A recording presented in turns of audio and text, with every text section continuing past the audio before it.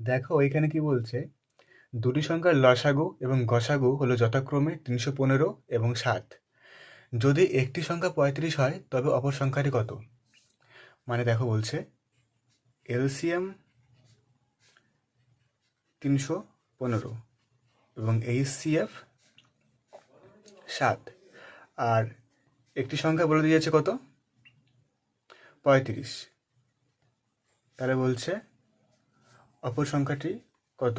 এর লজিকটা হচ্ছে দুটো সংখ্যার লসাগু এবং গসাগু গুণ করলে পরে যেই সংখ্যাটি আসবে, আর যে সংখ্যা দুটো ছিল ওই সংখ্যা দুটো গুণ করলে পরেও সে একই সংখ্যা আসবে। মানে এরকম যে এলসিএম ইন্টু এইচসিএফ সমান সমান নাম্বার দুটোর গুণফল।